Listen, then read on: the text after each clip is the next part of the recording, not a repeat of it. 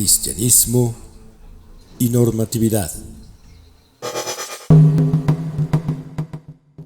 Los libros apócrifos. Histórica y filosóficamente, no se puede entender el surgimiento del cristianismo sin conocer el contexto geopolítico y cultural de su época.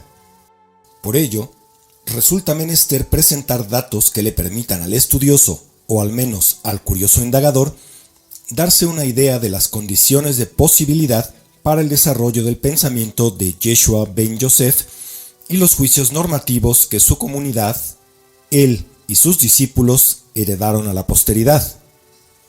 La siguiente serie de videos ofrece una narración de los hechos que, a consideración de grandes historiadores como Isaac Asimov y Paul Johnson, resultan esenciales para comprender el fenómeno denominado cristianismo, el helenismo y los macabeos. A pesar de que Alejandro siempre estuvo consciente de su grandeza y de la trascendencia de su vida en este planeta, sus conquistas cambiaron el mundo de manera diferente a como él pensaba que lo harían. Tras vencer provisionalmente a los persas en el año 333 antes de la era cristiana, Alejandro visitó Jerusalén, donde fue recibido por el sumo sacerdote judío, quien le rindió respetos y partió a tomar posesión de Egipto en el año 332 de esa misma época. Tras fundar Alejandría, Alejandro lleva sus tropas hasta Babilonia, en ese entonces ya en poder de los persas, donde los derrota definitivamente en el año 330, intentando llegar hasta China, mas logrando llegar solo a la India. Alejandro murió de malaria en su palacio de Babilonia, o Irak, en el año 324 antes de la era actual. Curiosamente, a la edad de 33 años, que, como es de la cultura general, fue la misma edad de la muerte histórica y tradicional de Yeshua ben Yosef. Tras décadas de rencillas y luchas internas por el poder, los generales macedonios decidieron repartirse el imperio legado por Alejandro. Los generales más beneficiados y trascendentales para la historia fueron Ptolomeo, quien reinaría sobre Egipto, fundando la dinastía tolemaica y, por lo tanto, fue ascendente de la famosa reina Cleopatra. El otro general beneficiado fue Seleuco, quien reinaría sobre Asia Occidental, fundando la dinastía Seleucida. A partir de ese momento, ambas dinastías, la tolemaica y la seleucida, serían enemigos y rivales por el control de la región.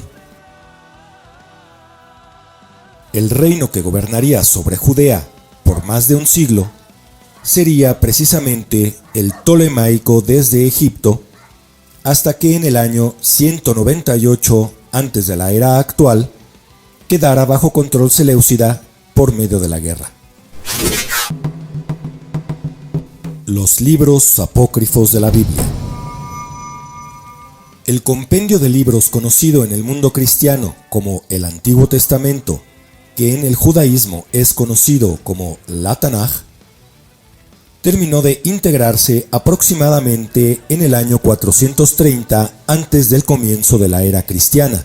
Desde entonces, según las tradiciones judías, no se ha anexado ni se puede anexar ningún otro libro a dicho compendio, pues no cuenta con la cualidad de ser históricamente sagrado.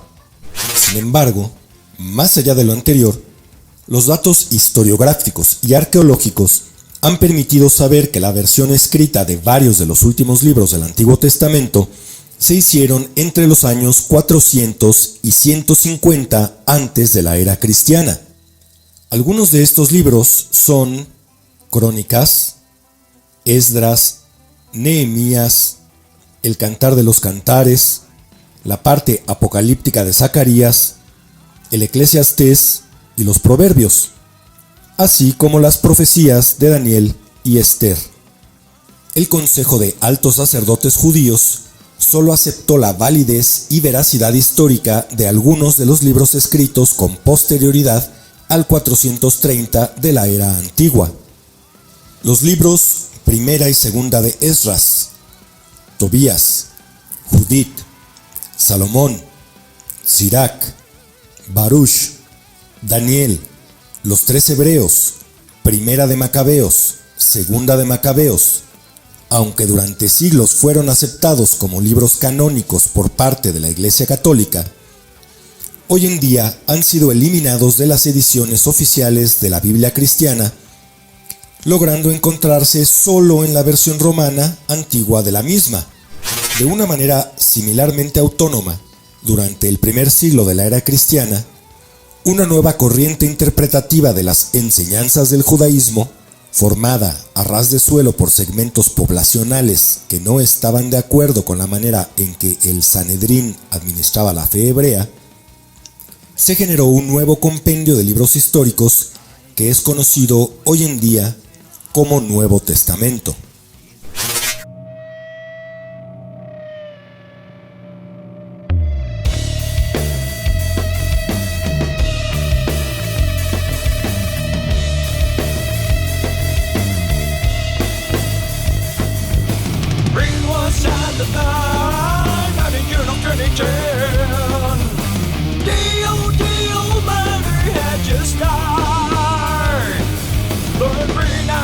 Sorcerer